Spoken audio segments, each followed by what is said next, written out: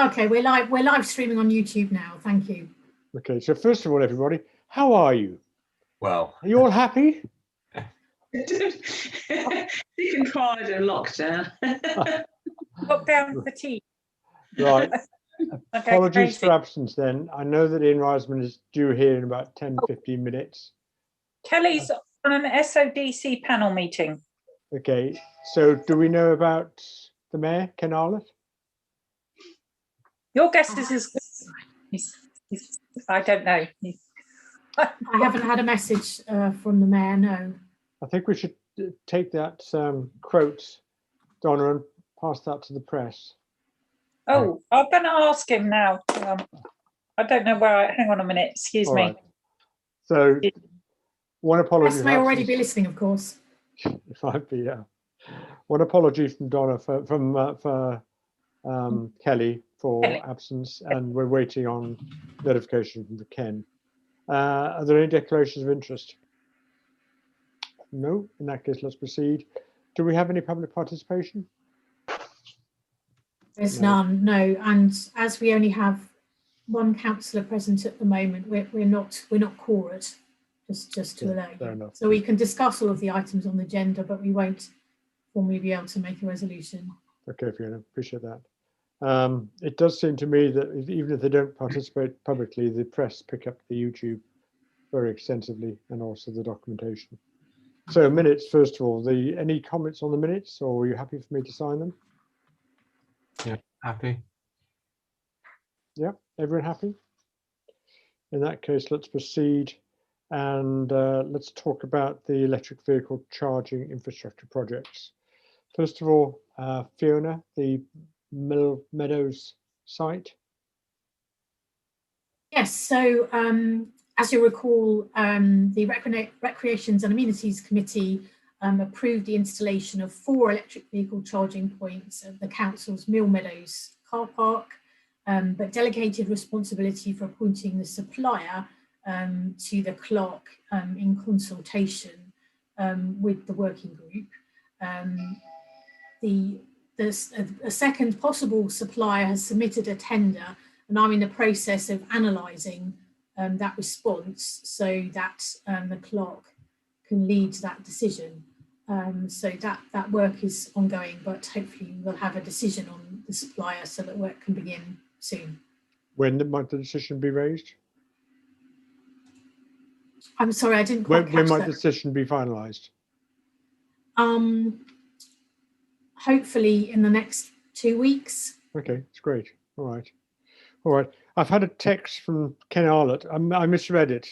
I thought he said, could be a bit tired, still trying to log in, but he actually said computer, a bit tired, still trying to log in, could be 10 minutes. He has had computer problems. I thought it was his problem. I can't see him in the waiting room just yet. No, okay. He said 10 minutes. All right. Any questions on the Mill Meadows site? No. Just quickly, in terms of Mill Meadows, do we know whether there's any restriction in having other locations there? Any other charging locations? You have to ask Becky. Yes, I raised that point with the Joju as one of the possible suppliers, and they said they would want to limit other suppliers on the same site. And that's obviously so that they couldn't be undercut within the same car park, but it was only at that car park. Energy, the other supplier, have indicated that they wouldn't place those kind of restrictions. Okay. Do we know what the car park location is in that respect? Yes. Is it just by the pavilion, or does it go all the way down to the museum?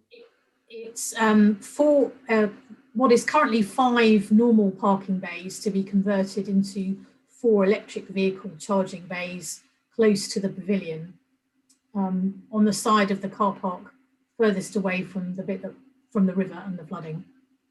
Okay, I'm just a bit concerned we should be clear what the Jojo restriction is, because strictly speaking, the car park meters cover the whole area down the museum.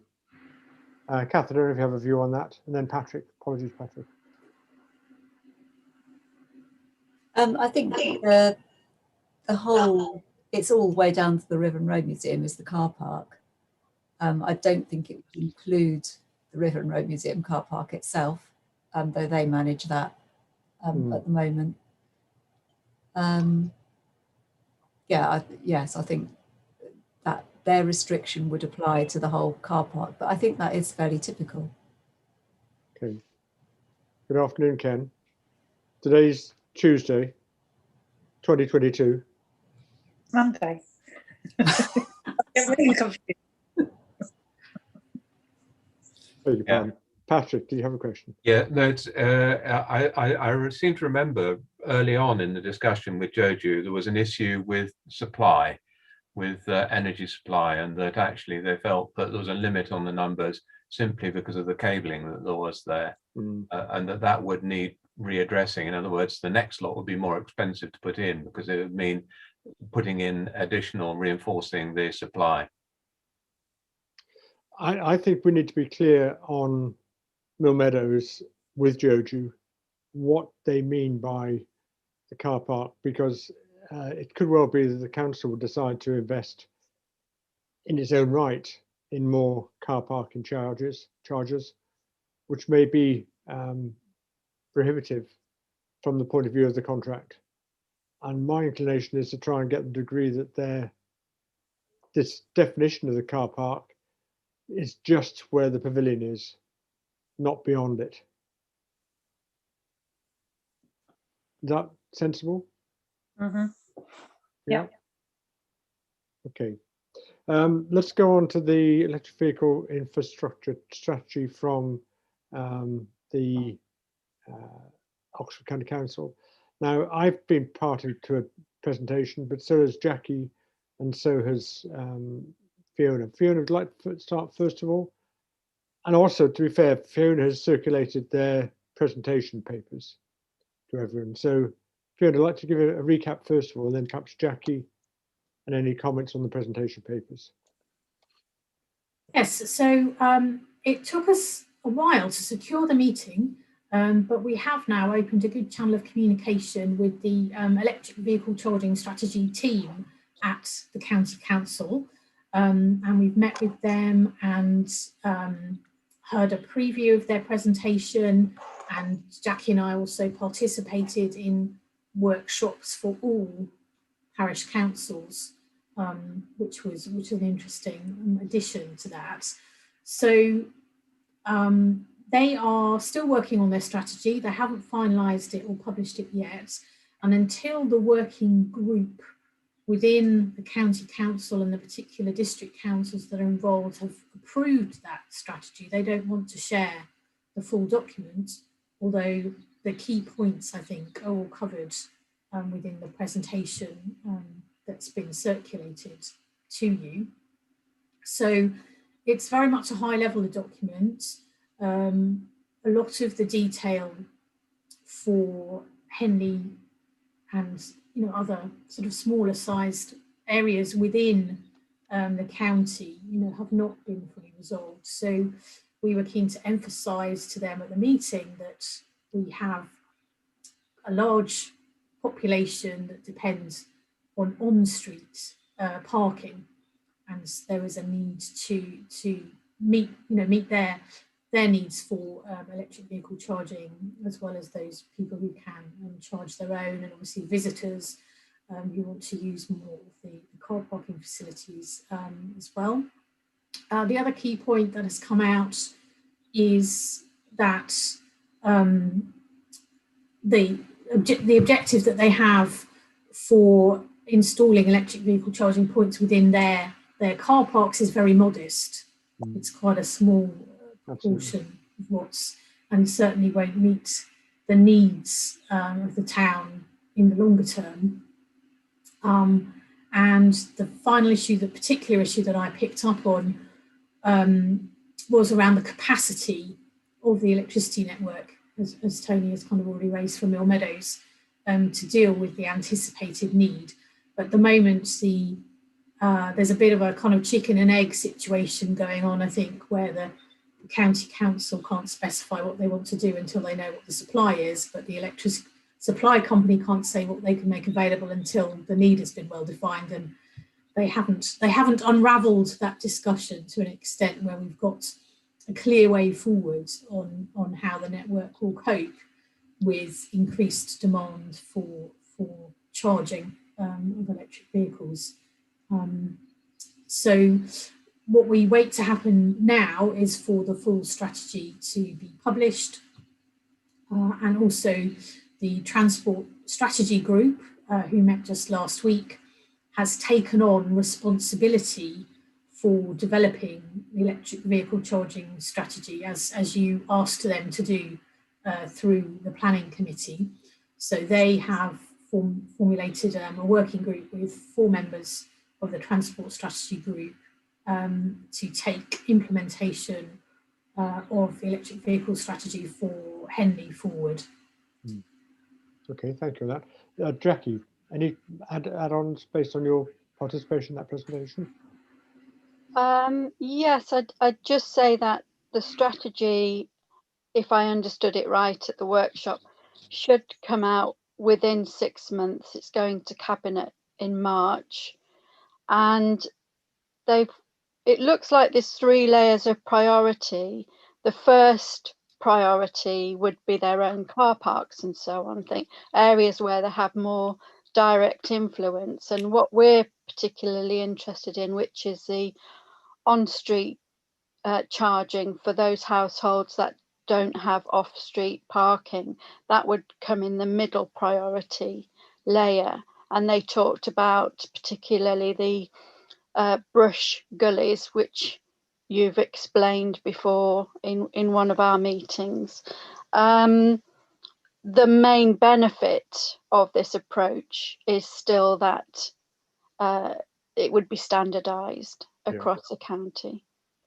I think that's a fair point. Before we go to Patrick in terms of the transport strategy, that point about being standardised came across very strongly to me out of the presentation. What was also clear, more so than the first time I had this, well, the 2 previous times I had a discussion, was that they are not averse to street side charging points. That seems to have gone away, I think possibly because of our trying to beat them on the head at the time. Patrick, before we pass on to you, what I would say is that Patrick and I have met with SSE, and if it's of help, it might make sense for us to anticipate OCC being able to talk properly with SSE, who is the district network provider, and actually shortcut it. Patrick, you were in the Transport Strategy Group. I don't think any of the councillors are on that, but I might be wrong. And in fact, Jackie and I are on the working group. Yeah. So that's the sort of bridge between Climate Emergency Working Group and the Transport Strategy Group. I'm deeply worried about brushes in gullies because we already have people on the streets like Grays Hill, Queen Street, fighting for parking spaces outside their houses. And if we now have brushes in gullies, what that means is that Oxfordshire County Council is delegating the responsibility for EV charging to the individual homeowners. The brush literally leads to a charging point on the side of the house. So it's personal charging only. And it means that somehow a homeowner has got to manage to reserve the space outside their house to park their car to charge it through this gully. And I can see that that's going to end up with punch-ups. Ken is smiling there because he knows the issues with parking on-street parking and trying to reserve spaces. Are we going to have to carefully white line and reserve spots so that each house has a numbered spot on the street where they can park their car? It's going to be a nightmare, and I can't see it working. Maybe Ken could add something. Same as you, Patrick. Does everyone understand the thing about gullies? And don't worry, Don, I'll get to you, don't worry. Yeah. Does everyone understand about gullies? Not really. Not really. What this is that those people that have got terrace houses will put a charging point on their front wall, and then from the front wall to the side of the street, there'd be a gully dug up by OCC with a brush on the top of it, and you would then be intended to put your charging cable through that brush to the charging point. As Patrick says, first of all, it's a personal charging point, so therefore if you don't get to your roadside outside your house in time, you lose the charging. Secondly, it won't apply to flats because you won't be able to have more than one charging point. And thirdly, if you look at Grays Road going up, there is a path, a pavement, and then a grass bank, which is about 10 inches higher. So getting a gully through the whole of that lot will be a nightmare. So, Donna, first of all. And what I have noticed is there's someone in Queen Street, I think, and they actually put a mat on the. Sorry about my dog. There's a mat. They've actually put a mat over the electric cable so people don't trip over it. But also, I've seen someone in a flat. I think, where is it? Next to United Reformed Church. They're in a first floor flat. And they've actually got a cable hanging out the window and charge their car. And you see all sorts of things. And I'm just worried that someone might electrocute themselves because their cable isn't waterproof or something, or someone injures themselves from it. You know, it really needs to be addressed, this problem, because people are going to be tripping over left, right and centre. It does. There's a risk for the client, for the council in terms of a claim against it. Well, so, yeah. Ian, welcome. Yes, sorry I was late. I had another meeting for 15 minutes. I am on the transport group, and I attended the meeting last week. So I'm also had another version of this discussion. And I think Patrick's right. There are serious difficulties with this. Superficially, it sounds sort of all fine and simple. There's a great deal of complexity, even not in the detail, but in higher up. And this must be something that's that's common to almost every town in the country. That how do you get, if you're on street parking outside your house generally, how do you charge your car? And I would have thought we should try and find out how other authorities are handling this problem. It really isn't ours alone to solve. If you look at places like London boroughs, Ian, they've put an awful lot of charge points on the lampposts. The problem with Henley is that our lampposts are away from the curbside. But actually that is, including in Oxford City, that's been a solution. Yes, it may be the different solutions for different kinds of setups for various different reasons about the way streets are structured. Henley may be unusual, but it won't be unique. And so I think the trick is to try and find out who else has managed to find a way of solving this problem. And the County Council have always been very, very insistent, right from the 90s when the residence parking was introduced, that there was no link between residence parking and a slot. You simply could park in any residence parking slot if you had a ticket. So it would involve quite significant changes to the County Council scheme. I can see why they don't want to, but at the same time, it may be that there is a way that could be done. I've had quite a few different alternative charging point schemes put to me, which I've passed on to OCC without any response. One of the questions I think we've got to ask is, why has OCC taken this approach? It is not just about the risk of having cables going across. I think it's actually much more about capital costs. And I think that's an issue that the council, town council, has to consider, whether it's going to fund charging points at its own cost and take the income from it, or whether it's going to go to the type of schemes that we've seen already with Joju and Connected Curb and share the income with the provider. I think that's a decision the council has to take sooner rather than later. Jackie, sorry. I think, if I understand it again correctly, that the gullies with the brush seems to be what looks like the preferred option, but it's not the only scheme that they're looking at. There are other other options that they're looking at, sort of raise up the bollards that you can pull up, lampposts, as you've mentioned. So it's not definite that Yeah. would be the approach taken. I agree. I mean, the first time I saw the presentation, they had nothing about street side charging. Now in the presentation that's been circulated, you've seen a street side charging. Donna.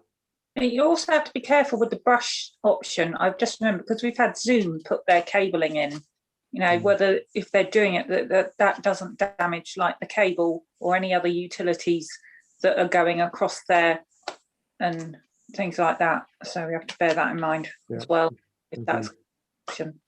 Any other comments before we move on? Donna mentioned the risks of having cables going across the pavement. I doubt that the cables are an electrical risk, but they are an obstruction and they are a potential trip hazard, which is more likely to be the problem. Because they are designed to go on the ground. You know, a friend of mine I know here has got a long cable. I went to visit his house to pick up something recently, and he got a long thick cable on his the front of his house, and you know it's clear that you have to be able to sort of step on it safely. But of course, the danger is that you're obstructing the pavement and people trip up and hurt themselves, and the council would be liable for that, or someone would be anyway. I think that is a risk. Any other comments before we move on? Okay. I would ask the councillors to consider how the capital cost of street charging points can be addressed for Anytown area. I think it's going to be an issue, and if necessary, to come back to the point, I'm happy to reopen the discussion that Patrick and I had with what's called smart cities in SSE, and try and address the capacity issue.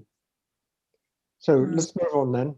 Can I just sort of raise one point on that, Tony, which is that this group is sort of is making contacts with various organisations, and I've suggested that they do that to find out potential solutions. But there must be a lot of the way in which sustainability and so on has been addressed over the last 10, 15 years is by the government funding schemes or schemes being available in order to start up this sort of solar panels is an obvious case in point, where they were to a significant degree subsidised by the government up till sort of 10, 15 years ago with very generous feed-in tariffs. And that I presume that there will be a similar process with vehicle charging, and so this group could explore where financial options exist for in the form of grants or loans or whatever to help councils like Henley do this. Would you like me to write to John Howell? I'm quite serious on that, by the way. I wasn't taking the piss. He's helped me quite a lot on hydrogen recently, so perhaps he thinks I'm a good guy. I won't mention hot air, but yeah, that sounds like a great idea. Good luck, Tony. Patrick, you had your hand up. Yes, two things. One is I think that the government's attitude at the moment, as far as I can assess it, and this is particularly from York City, have done a very good report on their strategy. And the government approach is that private industry is going to pick this one up. And the ABB in particular are working with York City, and they're doing most of the funding, so that there will be York City will get a cut, but essentially the capital is being provided by the private sector. It's being organised with the contractor, main contractor, and that's the way it's being done. And I think probably what we, as you suggest, Ian, we need to find out what the best practice is around the country so that we can work out how we slot in. The second point I was going to make was what is more of a question, is that the handover. Because at some point, the Climate Working Group will hand over the EV charging project to the Transport Strategy Group, the working group for that. And I think we should make sure that that's done in a way that the knowledge is all transferred where possible. Okay. Well, can you, the three of you who are on the Transport Strategy Group, decide how you want us to pass that knowledge across? Very happy to support it. but I'll leave you to take that action, okay? I was thinking of seconding you, Tony. Let's move on to the next subject. Other projects then, first of all, energy audits.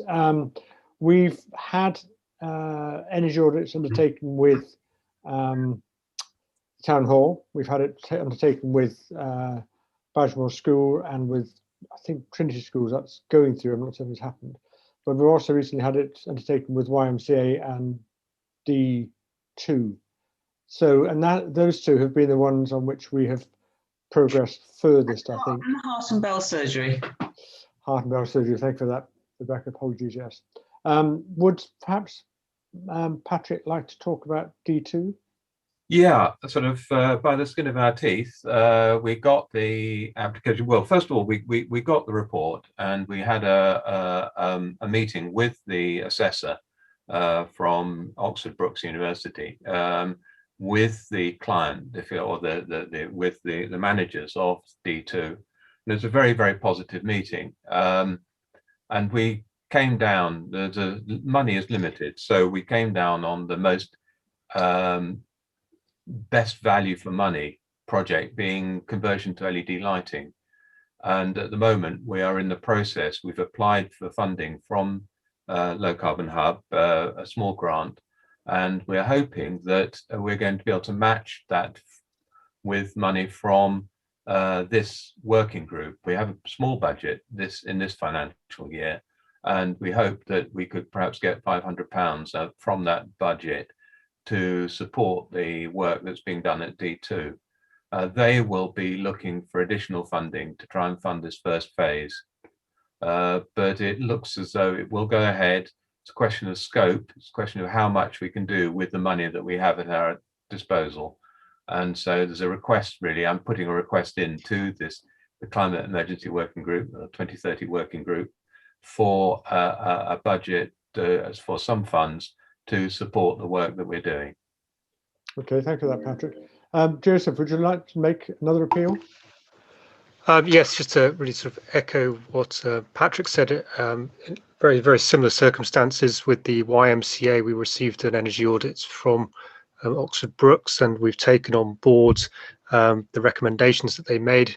The primary recommendation to really sort of make a material initial difference was around roof insulation at the YMCA property. So we've now applied for a small grant from the Low Carbon Hub to support that to the tune of about £500, and we will also be approaching the Climate Emergency Working Group for some matched funding, I hope, to enable this work to go ahead and basically put in place roof insulation up to building standards that would then unlock a series of other potential energy saving initiatives on the YMCA site. Okay, thank you for that, Joseph. Rebecca, one of the things interesting is that the surgeries are not, well, they're a private business, let's put it that way. And we were able to secure a grant for their energy audit from Ox Futures, I think it was, which has got money available for SMEs. And I think we ought to think about how we can promote that wider than just the community groups. Rebecca, we'd like to talk about surgeries first of all. Yeah, so we had a very good meeting with the Heart and Bell, who have very high energy costs because the heating is on all of the time. And they're also very keen on doing something that was environmentally friendly and would also reduce their energy costs. So Michael, I sat through, unfortunately, Michael can't go on site, which he would normally do, but actually a combination of doing it on Zoom, together with photos, together with discussion, together with some extra material they'd sent to him, seemed to have been enough. So he's gone away now to do those two audits. As Tony said, they are SMEs, they're not charities. So we might need to look somewhere else for some funding for them, but Ox Futures would be the obvious place because that's specifically for SMEs. And Michael was quite confident or quite encouraging that we might be able to get something. Okay, thank you on that, Rebecca. When Rebecca said they have high heating costs, bear in mind they don't use gas. It's totally hot water and central heating via electricity. So their costs are quite high in that respect. So there's two things, first of all, which is the agreement of the working group to recommend that we should actually give match funding of £500 each to D2 and to YMCA. Is everyone in favour? Yeah, okay.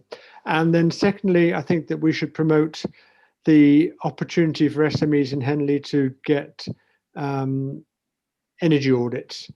And what is interesting about having seen quite a few of the energy audits, they are broad in their scope.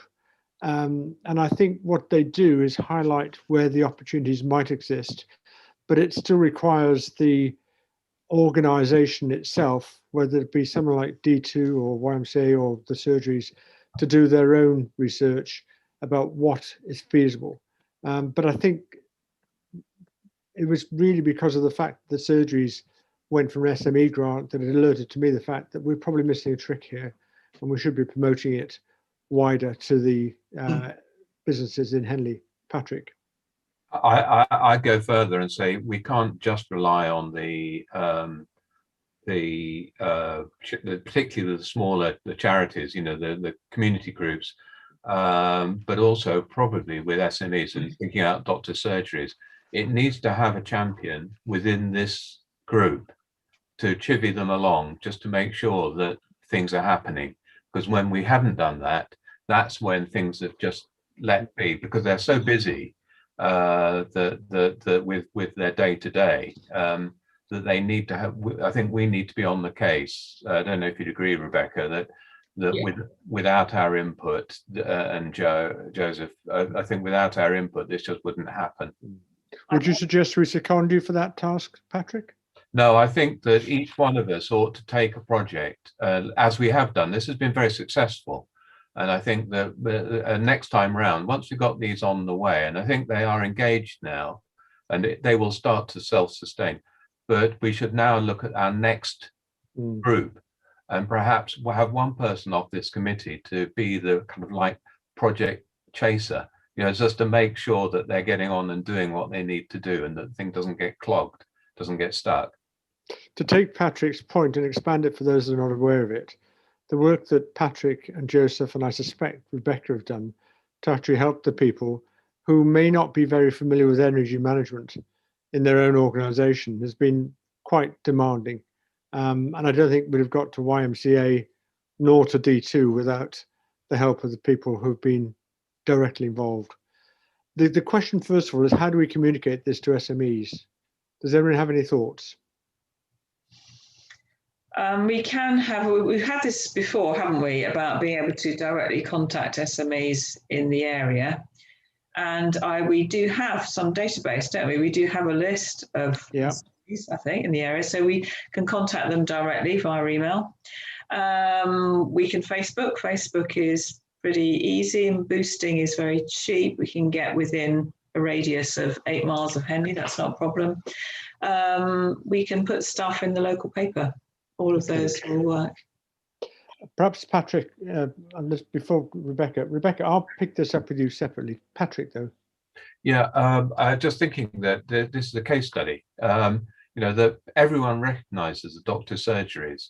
If you've got, I don't know how much they're prepared to reveal in terms of their energy bills, but if it's a broad round figure, and say it's probably not to be disclosed because of the fair enough. The cost, but equally we could do D2 and YMCA fairly well.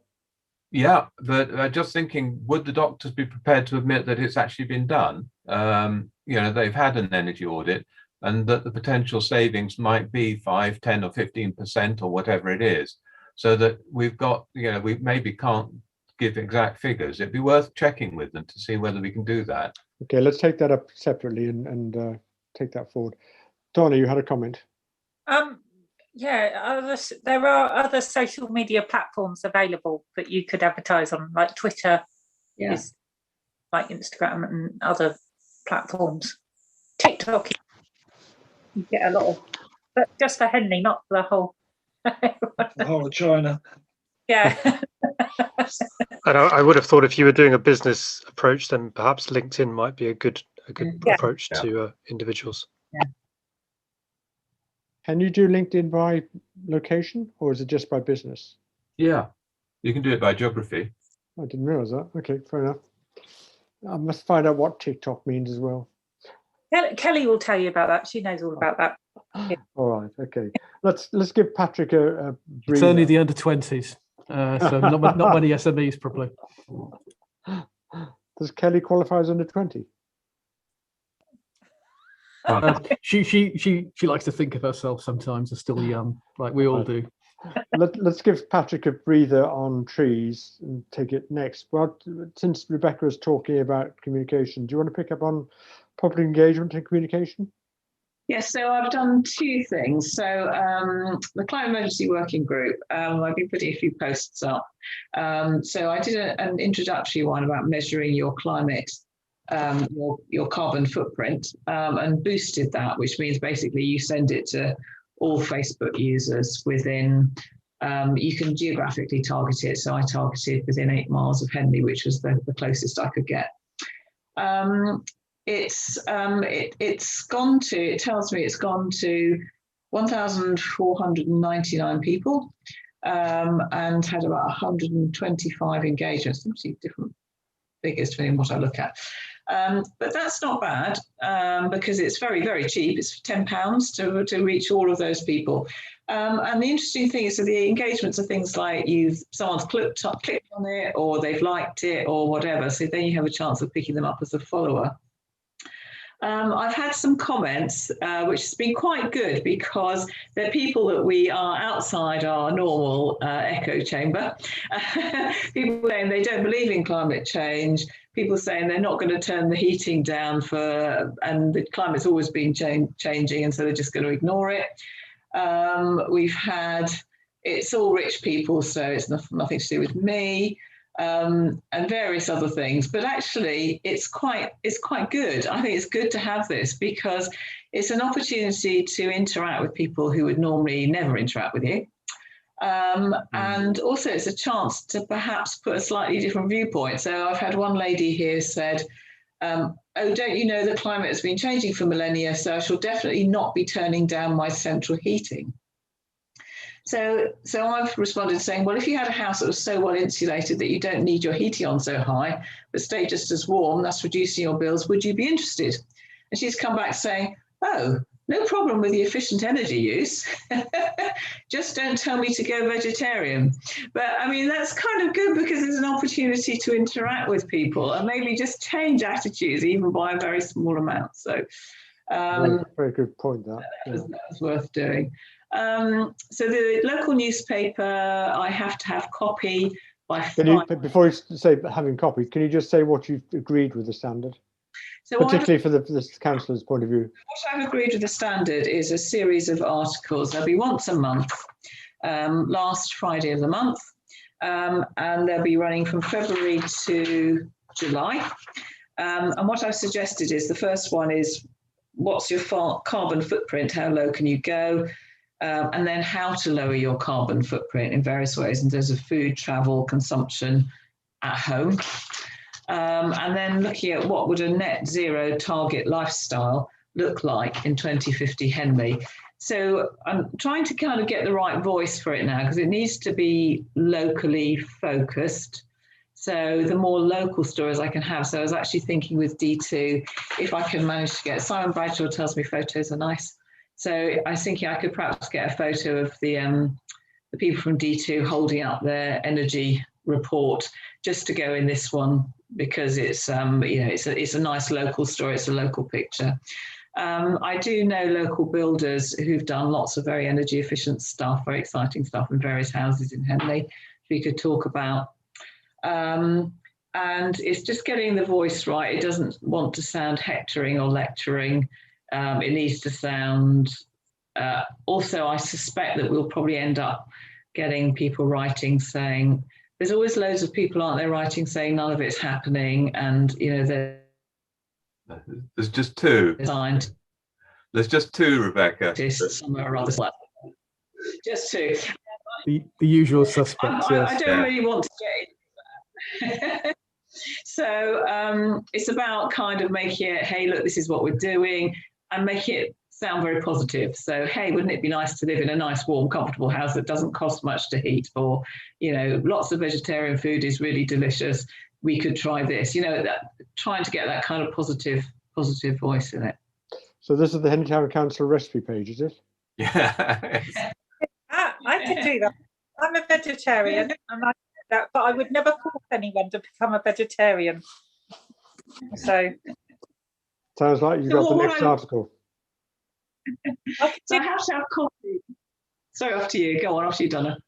Oh, sorry, no. Well, I'm just saying I could tell people, because when I was a vegetarian years ago, the choice was revolting. Like all you had was like dried soya mince, which was absolutely disgusting. It was awful. My poor mother struggled giving me food, but it's got a lot better now, the choice, you know. But I would never force anyone and say you've got to become vegetarian. I believe free choice.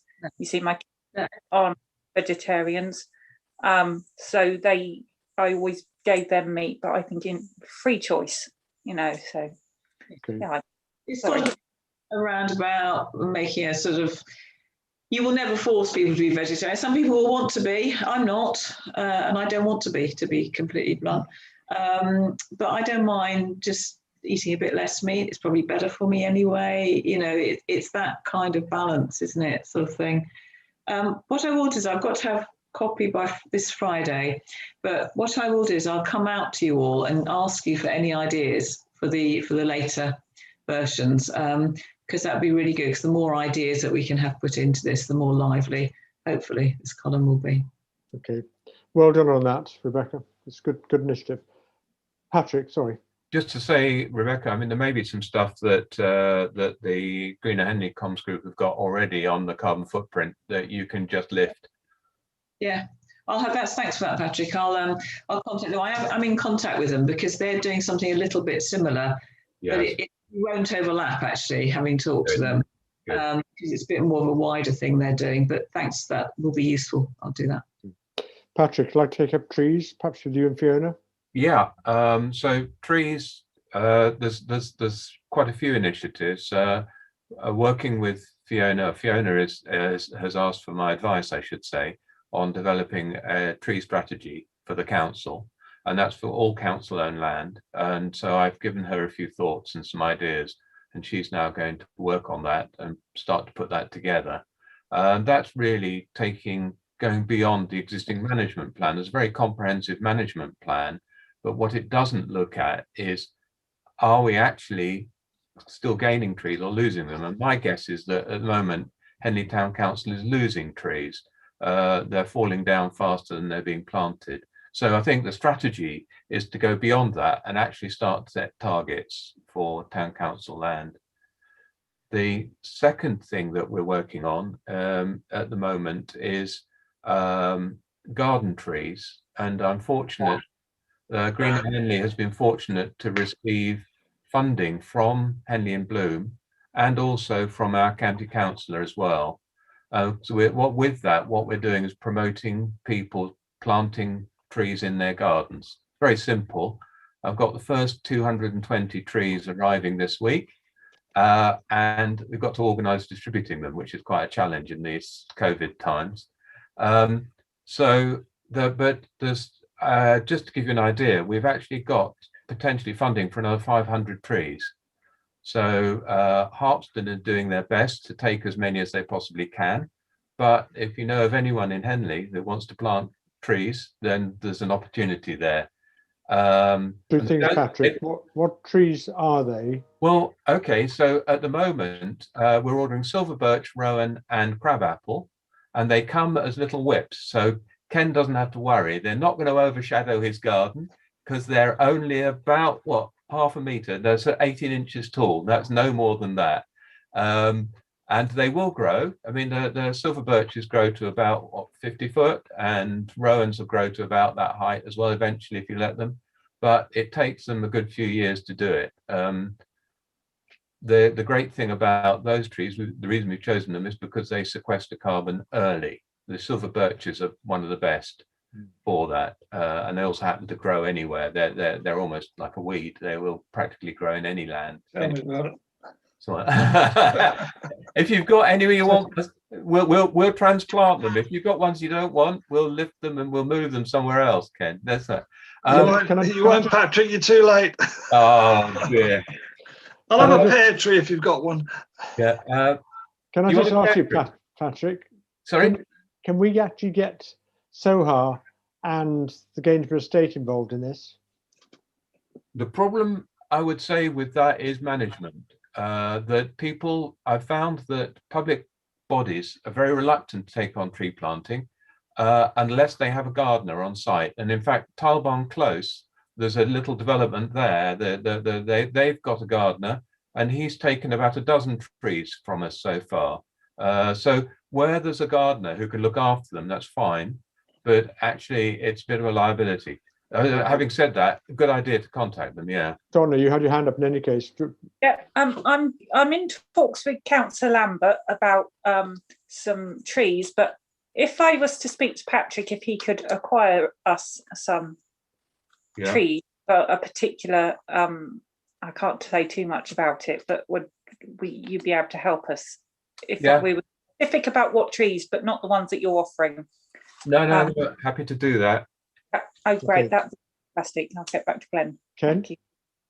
Yeah, just quickly, last Thursday evening at SODC full council, we've got a cycling champion and a Thames champion. We're now Thames Water, or the River Thames. We're now going for a tree champion. So it's agreed we're going to have a tree champion. Shall I see if I can get your contact there? Yeah, please. Yeah, I'll do that. Thanks If very I much. remember, Ken, there were already tree champions because Andrew Hawkins, Diane Brown, and I think a third person were tree champions from SO. Yeah, well, the other night. Yeah, you're almost right. And they're tree wardens for Henley Town Council. And I've had Charles Langler I think it was Charles. No, sorry, it wasn't. But anyway, one of them has resigned more or less and has handed me all his literature. Andrew is still active and he's my next door neighbour, so I'm in contact with him regularly. Diane Brown hasn't been involved really for a long time. But yes, they're so Andrew is still very involved. There's one last topic, and that is the mapping. And just to say that we've managed to get maps for free from Terrasulis, a consultancy who've been working with Friends of the Earth, and we've got tree opportunity maps for Henley, Grays, Iron Dunstan. No, not Iron. Henley, Grays, Stoner and Pishill, and Bix and Assendon.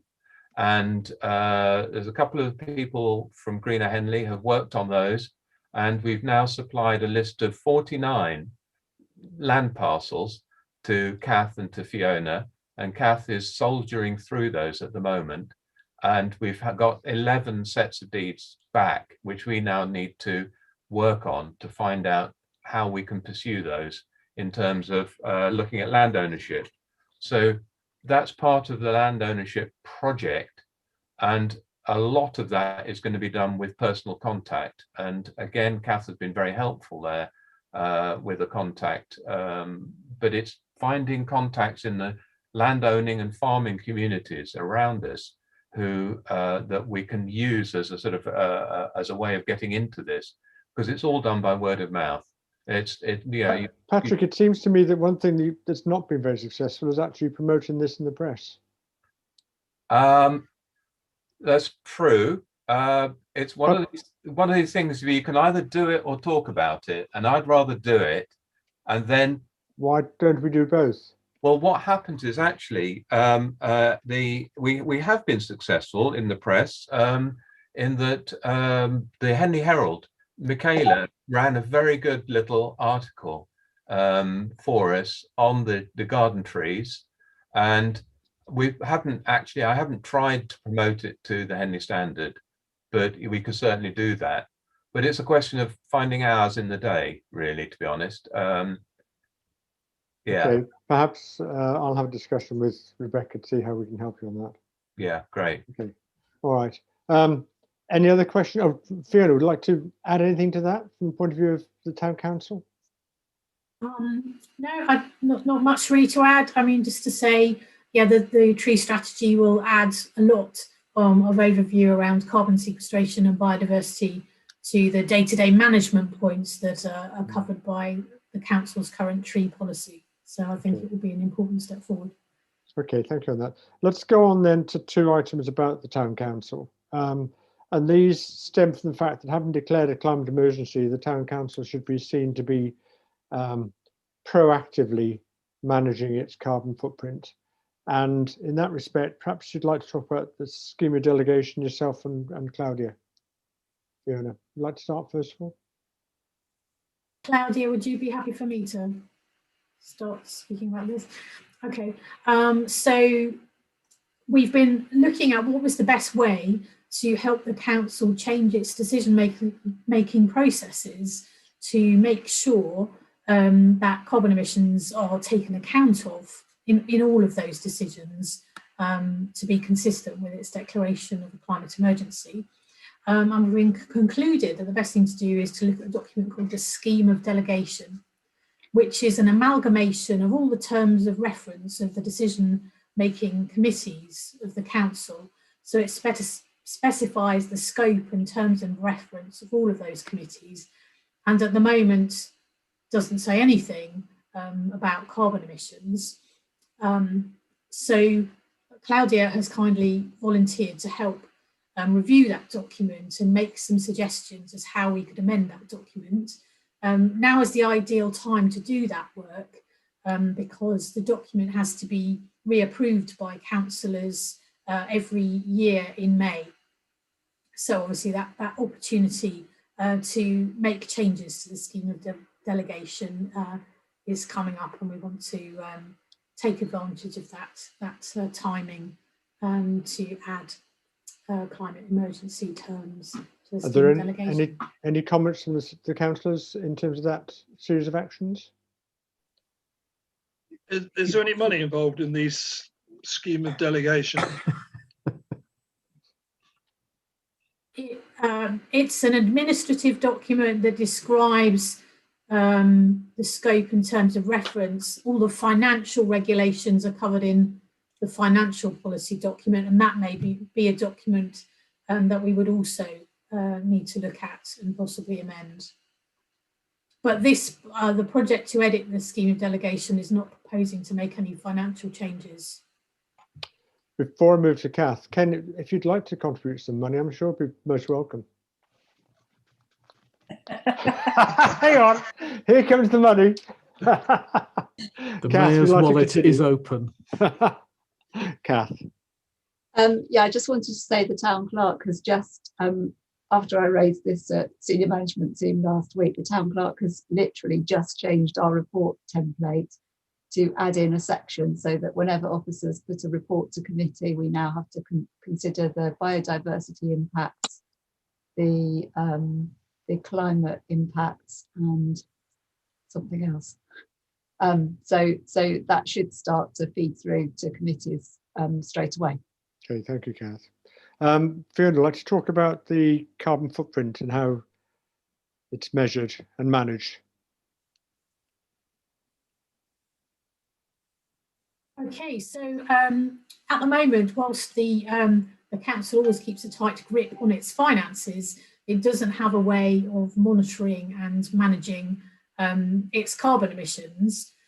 I had a really constructive meeting with Tony where he was able to advise me from his extensive experience of carbon footprinting large organisations and more complex organisations than a town council as to how we might start to do that within the town council. And so that's given us a structure which I'm going to write up and put to the senior management team that gives officers a way of managing their carbon footprints and looking at the emissions that they're responsible for within the area that they manage and taking that as a way forward. So I've got some work to do to write up the ideas and develop the ideas that that Tony has put forward, but I think it's a really strong structure. It's been really interesting to learn about. So I'm looking forward to doing some more work on that and finding some constructive ways to help officers manage the council's carbon footprint. So that's the approach that we're working on. Ian. I think it's a good idea to do this, and the nearest we've done in the past was when we had the solar panels installed on the 3 buildings in 2011, 2012, and Mike Kennedy, who was a great sort of believer in this project, he would produce 6 monthly reports on the which would include the amount of carbon dioxide not emitted as a result of those, and the return on the investment that we got, which I think the investment was about 16,000, and I think we were getting a return on investment of about 15% a year. These are the days of generous feed-in tariffs, and we haven't done that for some time, and that was an obvious single thing which we could return to doing. But I think having a measurement of the whole of the council's activities is important, because how else are we going to measure progress towards the goal, the town council being zero emissions by 2030? Yeah. Whilst it'll produce a picture of the whole council, the thing that Fiona and I discussed was that we have to delegate it down to the officers that are responsible, so that they all are seen to be having a part to play, rather than just allowing someone at the top to measure and report. It's got to be active right the way through. So I think what Fiona's proposing is very good. The next item is a thermal imaging camera. This comes up time and time again every time we have an energy audit, and the suggestion is purchasing one to measure excess heating to be used on a loan basis. Is that correct? Fiona? Yes, this was inspired by a report in the Henley Standard that I think it's Watlington Parish Council had purchased a thermal imaging camera for about £400, which then they either loan out or have a particular nominated person use around their area to help people understand where they're leaking energy. So we have enough money in the budget to buy such a thing if that was thought to be helpful. So I wanted to suggest that. Before I come to you, Patrick, if we do go ahead with it, can I suggest we choose one area and evaluate it, and actually use it as a form of a case study that Rebecca can use? Perhaps I'm thinking, Donna, about the Sohar estate around you, because that might be quite useful to actually talk about what the issues are. Patrick, sorry. I think what's important is to understand the limitations of this, that these cameras only really work when there's a very significant, like a 30-degree difference between internal and external temperatures. They certainly need a 20-degree difference. So when we had our really cold weather, the -1, -5 degrees, and you had a house heated to 20 or 25 degrees, that will work, but it won't work in our milder, now the weather's warmed up to 10 degrees, you're going to be really struggling to do anything with a thermal imaging camera. So I think when we, if we look at the usage, the usability of this thing, we can't use it for running long-term projects of doing continuous assessment. It spot checks when you get the really cold weather, and you then have to choose whether you do it inside to out or outside to in. And quite a few consultants will say, actually do it the reverse. You look at the thermal image inside the building and look at where the cold spots are as being far more repeatable than trying to look at the outside of the building, where you're getting a lot of interference on it. So that's one thing to watch out for. And the other thing is that, and this came up, Michael, the assessor at D2, who did the energy assessment, said that the way a lot of people do it, a lot of it, I'll put it this way, in old buildings, a lot of the energy loss is down to air leaks.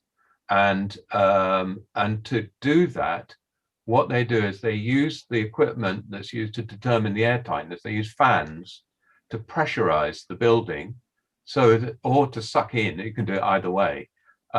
So you get the drafts, you exacerbate the drafts.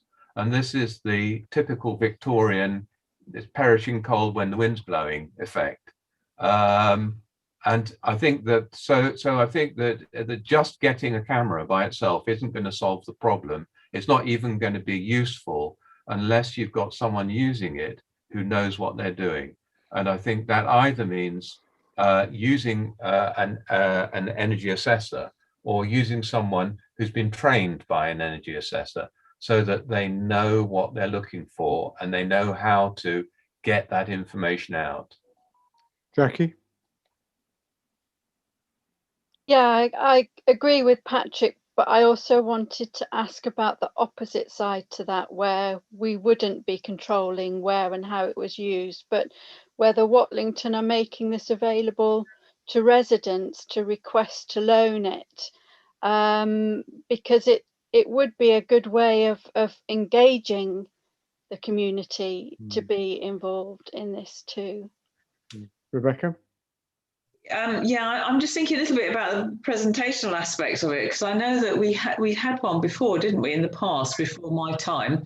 And they went around and did some thermal imaging of different houses, and then the idea being to present them to the householder, who wasn't always very polite in response, as far as I understand. But if this was offered then in conjunction with something like an energy audit, or hey, you know, we could come and do this for you and find the cold spots in your house, that kind of goes down rather better then, doesn't it? Because then it's an enhancement to doing an energy audit in the house. Patrick? Yeah, it was done by Henley and Transition. They ran a project, and they had an energy assessor who or at least someone in the industry who knew what it was doing. And they went round, and initially they went round houses of people that asked for it, and that worked well. What didn't work was cold calling on people and saying, do you realize how bad your house is? That doesn't go down well. So I think there's two things there. One, it needs to be under control. You can't just do it on a, here it is, here's the equipment, go away and do it. I think it does need to have someone holding the trigger, you know, to do the work, and someone who knows what they're looking for. And I think there are plenty of volunteers that would actually help out with that. And we could have a process. We've got someone who's in the industry within Greener Henley, who I think would probably train people up. So, you know, we could actually then spread the word and spread it out. So it sounds very much as though it's a case of how we should do it rather than whether we should have one. Yes. Ian? Yes, I would think so. Ian? Yes, I think you have to decide what it is you're trying to achieve by using this, buying it, operating it, and so on. And I think there are two different things that you can do. Henley and Transition did borrow the district council's thermal imaging camera about 10 years ago, and Charles Langner and a few others did go around the houses. I had my house done. I still got a picture at home of the thermal imaging camera produced, and whether or not it's helpful in providing direct information to help energy audits is one thing. But one thing you can definitely do, it's a very visual representation. I think this is what Rebecca was, hinting at, of the problem. And it's a good way of explaining to, in perhaps the Henley Standard article one week, saying, look, here are some houses, look, and we have to anonymise them possibly. And using it as part of the message that we want to get across, which is that, say, your energy is being leaked, carbon dioxide is being emitted unnecessarily, and you are wasting money by not insulating your house properly. So I think there's a PR side which comes out quite well of having the camera, but it may be that it's better to have a sort of centrally owned camera, perhaps asking the district council if they've replaced their existing camera. I imagine it doesn't exist anymore, and whether they would provide it and rent it out, including perhaps some access to the kind of expertise that you need to do it properly. Claudia, you text saying you're against the idea. Would you like to comment on that? I hope nothing falls down. Yeah, I think it's a waste of money, if I'm honest. You know, if we do our energy audits and continue to do that, that will pick up where the problems are without the thermal imaging equipment. The idea of with the greatest respect in terms of the energy audits, they failed because they didn't do it in sufficient detail. They would have, if they'd had an energy a thermal camera, it might have been better. I'm thinking about Joseph looking at YMCA.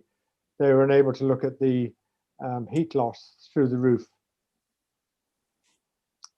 right.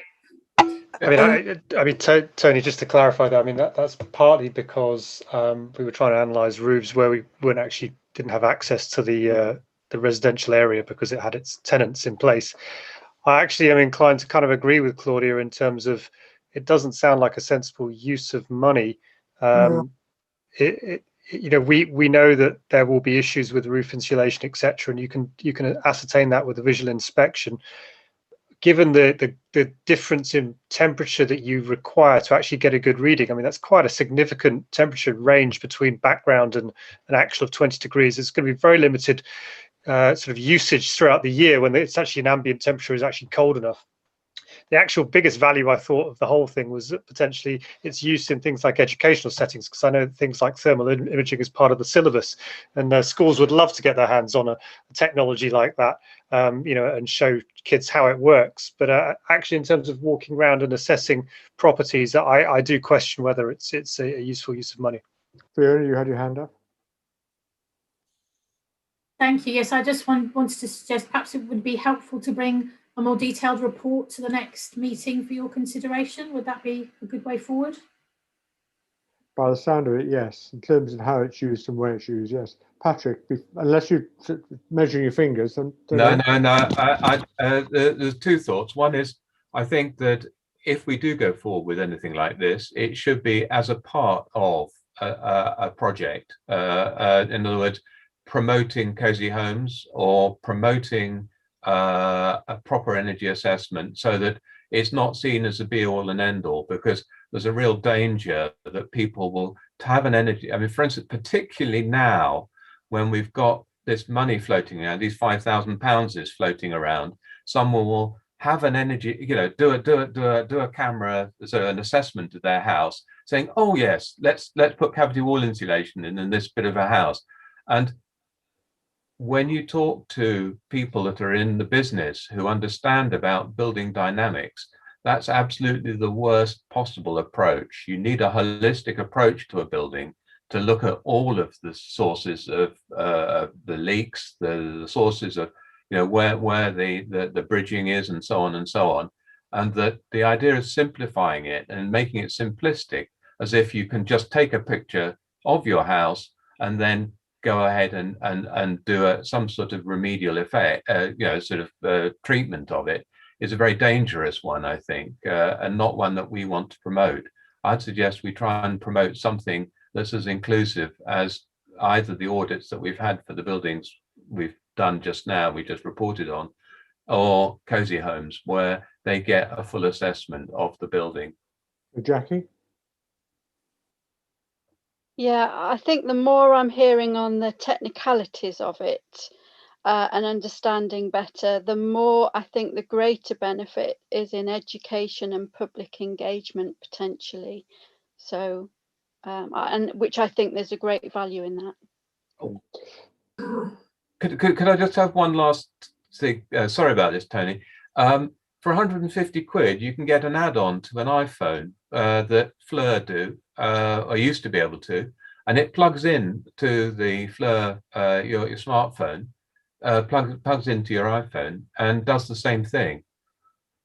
And that seems, if we're going to go around schools, if someone's got an old iPhone, it doesn't have to be one that works, that's used. It just needs to have the operating system there. You know, that would be a very much lower cost way of getting an educational tool, which then would be we could use for PR. Yeah, I think going forward, Fiona, your comment about doing a paper outlining how it might be used and so forth is of value. I think you should include some discussion with Patrick and perhaps Claudia and or Joseph as the ones most vociferous about it. Would that be all right, Fiona? Yeah, okay. Thank you on that. Claudia, you had your manifesto.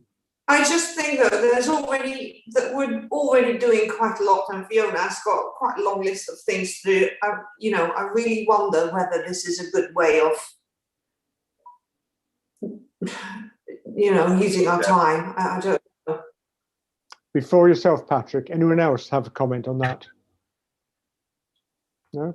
Patrick, it comes back to you. Yes, I suggest that actually the three of us, rather than Fiona taking this on as another piece of work, when there's a couple of really valuable things that Fiona's working on, that Claudia and I and Joseph just get together quickly and put a few words together, some suggestions, and perhaps quantify it. Fiona, are you happy that we take that on? I wonder why. Okay, let's go on to the neighbourhood plan, please, then. And you've had a copy of the document from Jodie, 30 pages each. Could one of you summarise it, please, in about 5 minutes? Do you want me to say? Sorry. No, not you. Let's take comments generally, first of all. Okay. Any comments on the neighbourhood plan as it stands? You've all read it in detail? 5 times each? Yeah, great. Okay. Patrick, in that case, would you like to give a summary and just highlight how it's going to have an impact? Okay, so Jodie, Ken has been involved. I've been involved. We've put together policies which are in that document with some background information as well. And this is on transport and on climate and on environment. And these, I think, go through, at the moment, they're going through assessment by AECOM. And I think Can you explain who AECOM is for the rest of us? Yeah, they're an environmental consultancy in fact, they're a national, if not international consultancy. And they've got a contract to do this sort of work from the government.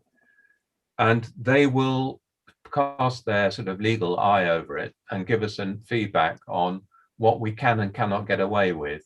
We hope to engage with Dan Stone as well from the Centre for Sustainable Energy, who is an excellent consultant but has run out of money.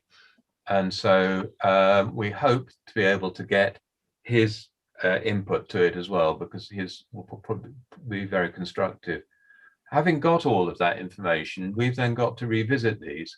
And as an opportunity there, I think, if you can review the policies that are in there and highlight any shortcomings and any or where you think we're off the path, I think it'll help if the more eyes that the more people that read it, the more we get back from you, the better, to be honest.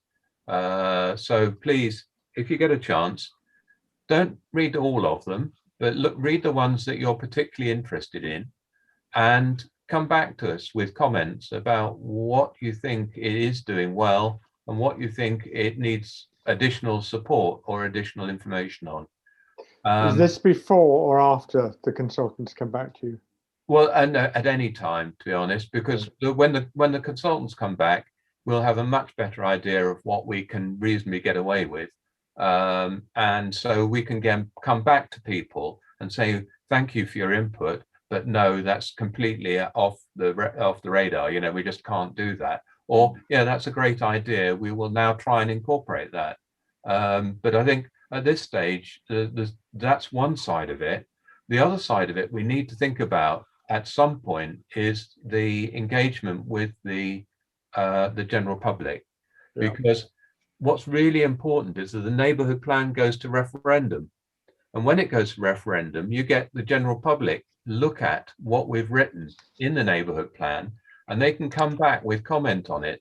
So we need to anticipate that, and we need to reveal what we're doing, and also to win them over to say that these are important policies and that we want their support on it, and we want them at referendum to support it. So you want this as part of the communication strategy that Rebecca talked about? No, I think that it's really important that this is managed by Jodie, because she is the officer in charge. I think that you know, we have to be careful that this is done in a structured way with the through the public consultation process with the neighbourhood plan, and Jodie's working on that at the moment. So I think primarily what we want is feedback from this group to say, you know, what do you think of it and what we've written, and is it appropriate or is it not? Is there more that we can do? When would you like that comment back by? Good question, actually. I don't know when AECOM are going to report, but I was thinking the next couple of weeks would be very good. Okay, so on that basis, before or by the end of February? End of Feb would be good, yeah. Yeah. Okay. Fiona? I think at the moment the document has only been sent to people who are already members of the neighbourhood plan group, and the reason for that was because AECOM are likely to make substantial amendments and cuts, because part of what we proposed is, although it's all what we would like to do, some of it may not be legal, and what we're trying to do here is make local planning law. So if you're looking in your inbox and you can't find it, that's the reason why. But everybody who's a member of the neighbourhood plan working group should have a comment. I've had a copy of it. We've all had a copy of it for this meeting. I think Claudia's had a copy. I know, because you've come back with some comments, haven't you? Mm. So I think there's nothing wrong with consulting at this stage. But just, I think Fiona said it very well to say that this becomes law, and it's the only chance we get in Henley Town Council to make law is the neighbourhood plan, and so it has to be done in a very considered way.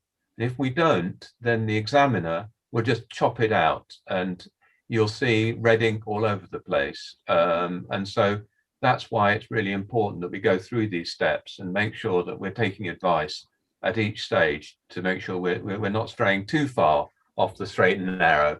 Okay, so that's therefore comment. Sorry, Jackie.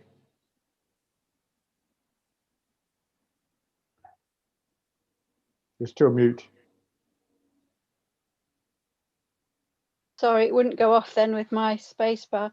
I'm curious if we should be looking to make links back to any community engagement that's already been done, one through Climate Emergency Working Group and Community First, and community engagement with the surveys through the neighbourhood plan, to see where the links are to be able to evidence that later on down the line. If I could answer that, Tony, I think Jodie's on the case, and certainly all the community first stuff becomes part of the evidence base. If there is other evidence of contact, for instance, one of the most important pieces of evidence is the declaration of climate emergency by the town council, and the declaration of climate emergency by SODC as well.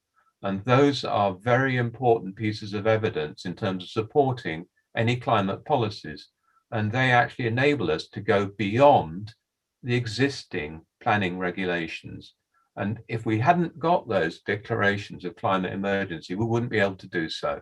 So I think, yes, you're right. Absolutely, Jackie, that those are really important. It's important we evidence all of that. Okay, thanks for that, Patrick. Should we move on then to social housing, or any other comments on neighbourhood plan before we move? No, let's go to social housing. Rebecca, would you like to tell us what's been organised so that everyone's aware of it? Patrick and Paul and myself went to see the development by Greencore in Kingston Bagpuss just before Christmas, and we were very impressed by it, I think we have to say. It's more than net zero carbon. They actually, in their lifetime, they take more carbon out of the atmosphere than they put in. And they're also very, very nice houses as well. Those houses, a number of them are owned by Housing Group, which is a housing association like Sohar. So I know that we had some discussion last time and also at the neighbourhood plan group about there was some uncertainty, particularly about the figures of the cost of construction. Although when we went over there, Ian Pritchett, who's the chief exec, told us that it was not more expensive to build per foot, per square foot or per square metre than it was to build in conventional ways. So the best way of finding out about that really is to get it straight from the horse's mouth, I suppose. So I've organised a meeting this week. I can't remember what day it is. I think it's Friday, I think, or Thursday. With the managing director of Green Corps, Ian Pritchett. Ken is coming along as the mayor, which is great. I've also invited Michelle Thomas as head of the planning committee and various other members of the not Green and Henley, but of the Climate Emergency Working Group. So I hope that we will be able to ask some searching questions about the costs of construction, the benefits of construction. I did also think about inviting someone from Sovereign Housing, seeing as they already own these houses and bought them from Green Corps. Green Corps constructed them for them, but maybe we might look at that another time. So I hope that you'll have an opportunity to be able to really understand what makes these houses different and special and understand all the practicalities as well in terms of construction costs and so on. Ken, on the assumption that you are favourably impressed with what the discussion will lead to, how do we take it into social housing in Henley? Well, I think the first thing actually is the cost, because somebody told me that there was very little cost, which I've just heard again, a cost difference from a normal build. But was I speaking to you, Patrick, or did it come up somewhere that the cost is another 25% more than? Yeah, it came up with the discussion with Tame. The chap who led that project at Tame said how when it came to it, that he was concerned that the costs were inflating. And at the time, they said it was all to do with the uncertainties of Brexit and so on and so on. So I think the challenge that we've got is to pin Ian down and say, has he got those costs under control? Because if he hasn't got them under control, then either we have to find additional funding to fund the difference. And, you know, actually, if it's sort of 15 grand a house, potentially the savings on energy. Get that back, yeah. But we need the detail up front, really. That's the point, isn't it? That we need to know exactly where he stands. Yeah, the chap from Tame was talking about 20% though, Patrick, which was an enormous amount.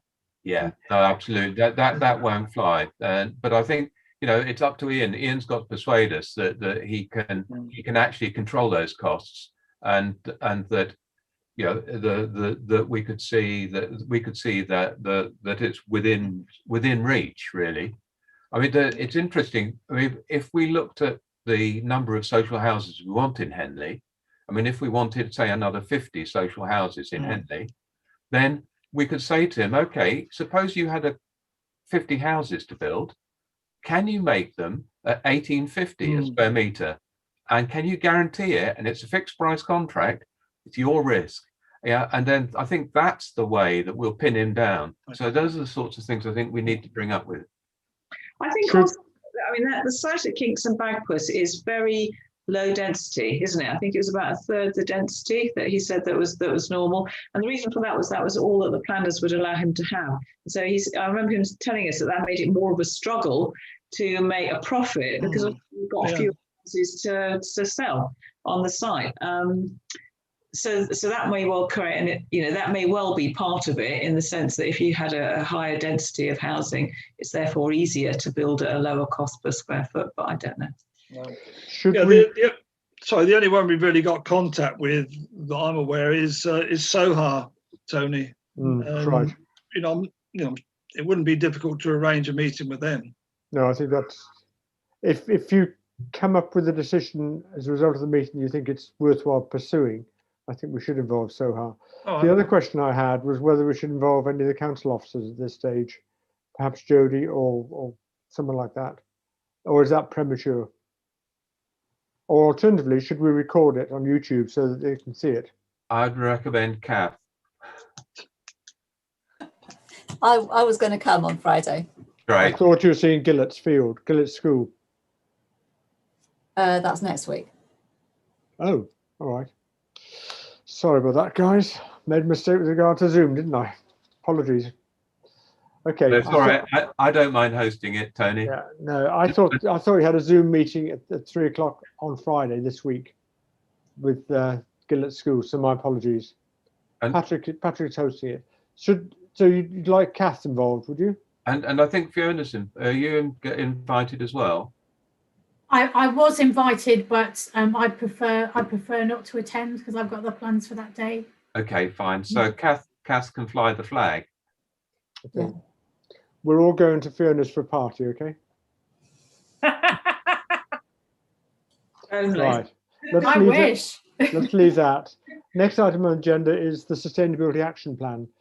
This is a discussion that Patrick, Rebecca, Jackie, myself, and 2 other members of Green and Henley have been having.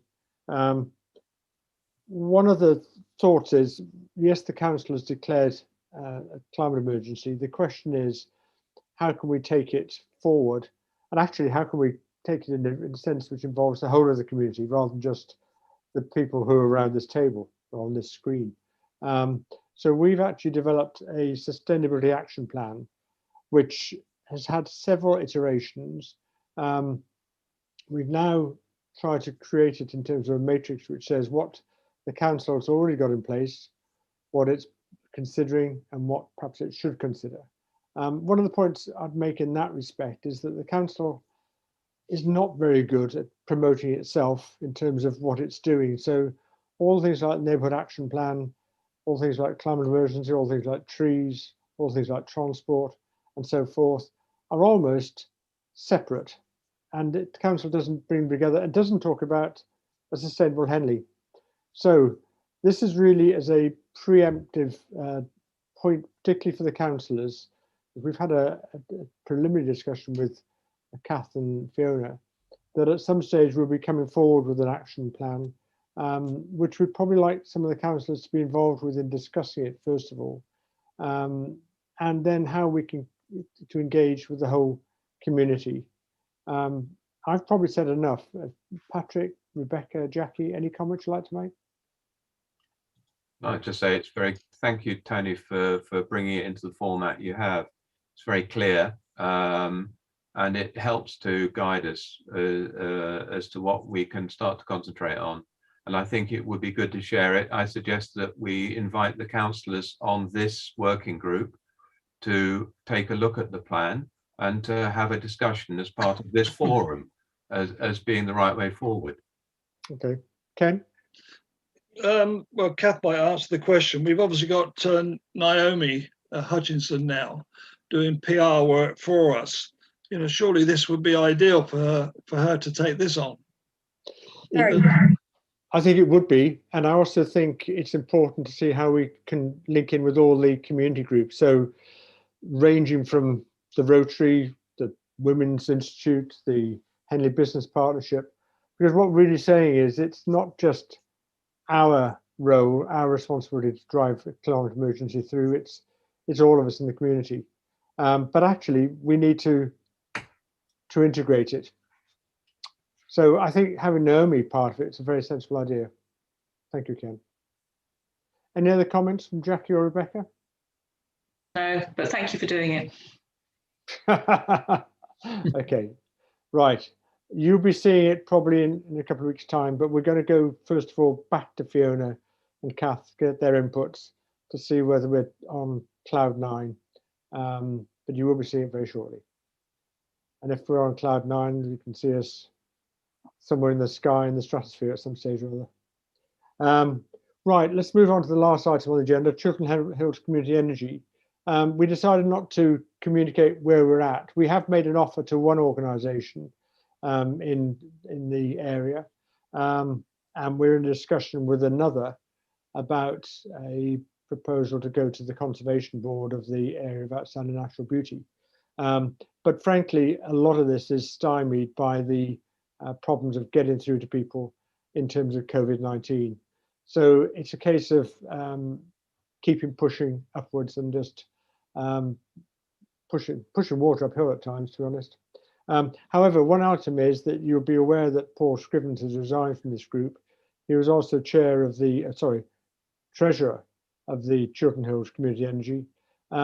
Because of our memorandum of understanding with Reading Community Energy Society that takes the responsibility for the accounts, we decided we shouldn't necessarily have an active engagement as a treasurer, but that we did need it from the point of view of the Chilton Hills Community Energy being a community action group. So therefore, in the last informal meeting, we agreed that Rebecca would take on both being the treasurer and the secretary, and she volunteered for that, which was wonderful. Unsurprising. But just to make you aware that if you have any questions about where we're at, who we're talking to on the various building sites, building organizations, happy to do that, but probably that's as far as it needs to go at that stage. If you have any questions now, happy to answer them. But if not, we'll go on to the date. We'll go to any other, there's no any other business. We'll go on to the date of the next meeting. So any questions before we progress? No. So therefore, the date of the next meeting. Fiona, did you have any suggestions, please?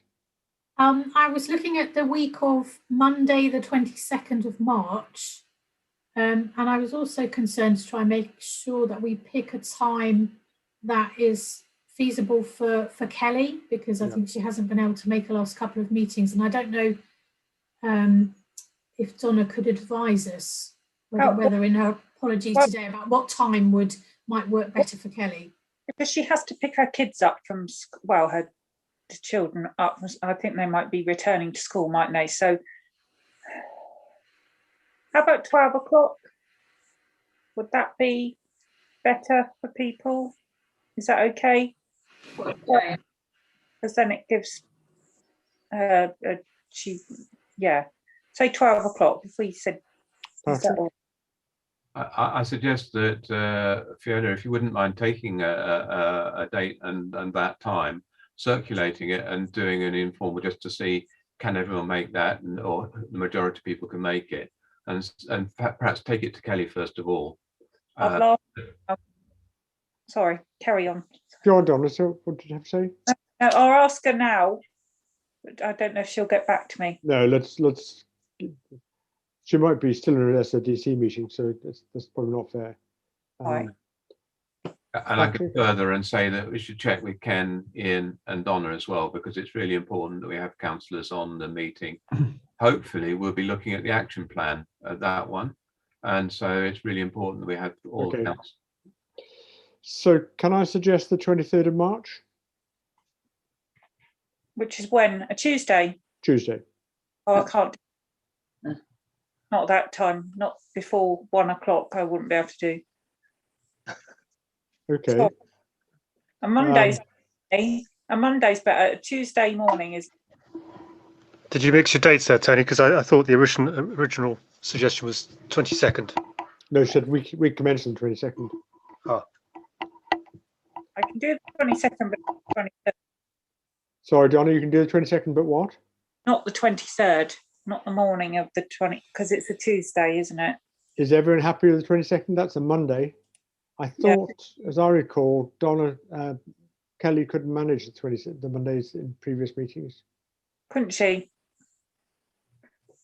Can I suggest we ask, and then Fiona, if you come back to us and say, it's going to be on the Wednesday or whenever it is going to be, then so be it. I'm happy to take on resolving a date. Yeah. Could you? So can we, Jackie? Sorry. If the election goes ahead, which it's being said it is, does PERDA start on the Thursday that week? Does it make any difference to these meetings? Kath, do you have a view? I don't think it. No, I don't think it should make any difference because we haven't got any town councillors. It's only county council. Yeah. Okay. So can we provisionally book 2 dates, the 22nd at 12 o'clock and you can't do 12 on the 23rd. No, What can you do? I could do like 1 o'clock onwards. 1 on the 20 o'clock on the 23rd? Yeah, I can't do any time before that, Okay. unfortunately. I'll have to discuss with my wife whether I'm allowed to do anything on the 22nd. It's our wedding anniversary, but I'm sure she can tackle me in the normal manner, which means I'll be headless and legless, and well, not legless. Right, okay. So there you go, guys. The 12th, the 22nd at 12 o'clock, or the 23rd at 1 o'clock. And Fiona, if you can just liaise with, particularly with Kelly. I'm presuming that Ian, who's scratching his ears, and Patrick, Ken rather, and Donna are all right for those dates. Yeah. Yeah, these remote meetings are tend to be easier for me than nowadays than getting to Henley and meeting in the town hall. Okay, all right. Well, thank you very much for all your participation. Thank you for your contribution. I look forward to seeing all of you with a thermal imaging camera. Take care, everyone. Bye-bye. See you, everyone. Bye. Bye.